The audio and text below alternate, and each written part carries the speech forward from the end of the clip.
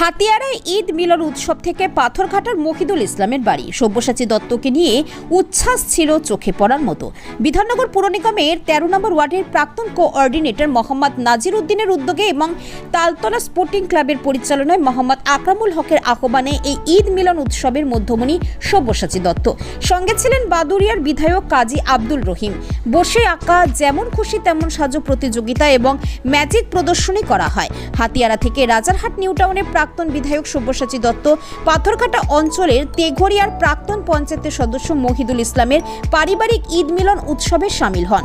এখানে সব্যসাচী দত্তের সঙ্গে এলেন বাদুড়িয়ার বিধায়ক কাজী আব্দুল রহিম। সব্যসাচী দত্ত আসছেন তেঘরিয়ায় মহিদুলের বাড়িতে।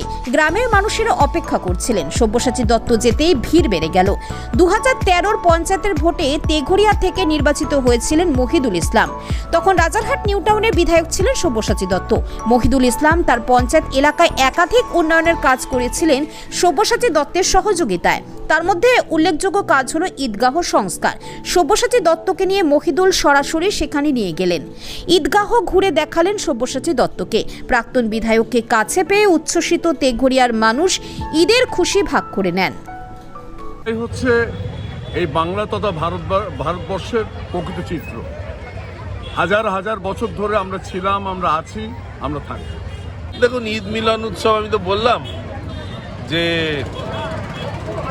জন্মেছি যখন আমি জানতাম না কার ঘরে জন্মাবো, আর মারা গেলে আমার সঙ্গে দিলুদার একটাই তফাৎ, উনি কবরে যাবেন, মাটি হবে, আর আমি শ্মশানে যাব, এছাড়া কোনো তফাৎ নেই। দেখুন, আমি কিছুই করিনি, এটা কবরস্থান আমার জন্মের আগে থেকে ছিল, কিন্তু সেটাকে নথিভুক্ত করা এবং সরকারি নথিভুক্ত না হলে সরকারি অনুদান পাওয়া যায় না, সেইটা আমরা করে দিয়েছিলাম।